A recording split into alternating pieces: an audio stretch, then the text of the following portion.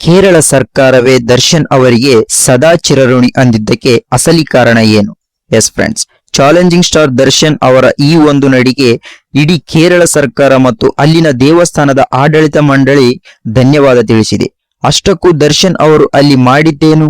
ವಿಜಯಲಕ್ಷ್ಮಿ ಅವರು ಹಂಚಿಕೊಂಡ ಆ ರಹಸ್ಯ ಮಾಹಿತಿ ಏನು ಗೊತ್ತಾ?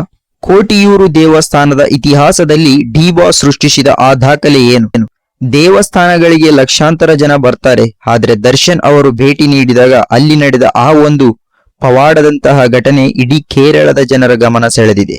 ವಿಜಯಲಕ್ಷ್ಮಿ ದರ್ಶನ್ ಅವರು ರಿವೀಲ್ ಮಾಡಿದ ಆ ಇಂಟ್ರೆಸ್ಟಿಂಗ್ ವಿಷಯ ಇಲ್ಲಿದೆ ನೋಡಿ ಫ್ರೆಂಡ್ಸ್.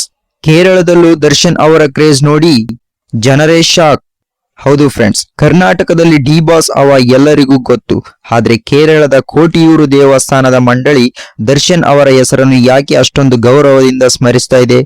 ಈ ವಿಡಿಯೋ ನೋಡಿದ್ರೆ ಪ್ರತಿಯೊಬ್ಬ ದರ್ಶನ್ ಅಭಿಮಾನಿಗೂ ಹೆಮ್ಮೆ ಆಗೋದು ಗ್ಯಾರಂಟಿ. ಕಷ್ಟದ ಸಮಯದಲ್ಲೂ ದರ್ಶನ್ ಅವರ ಕೈ ಹಿಡಿದ ಆ ಶಕ್ತಿ ಯಾವುದು?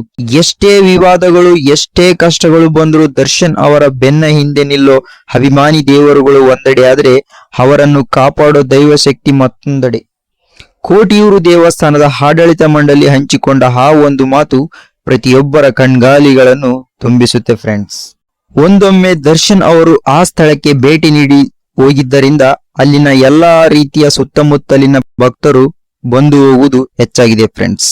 ಹಾಗಾಗಿ ಅಲ್ಲಿನ ಒಂದು ಸ್ಥಳ ಪ್ರಸಿದ್ಧವಾಗಿದೆ ಎಂದು ಹೇಳಬಹುದು. ಇದಕ್ಕೆ ಕಾರಣ ಡಿ-ಬಾಸ್ ಎಂದು ಎಲ್ಲ ಅಭಿಮಾನಿಗಳು ಹೇಳುತ್ತಿದ್ದಾರೆ.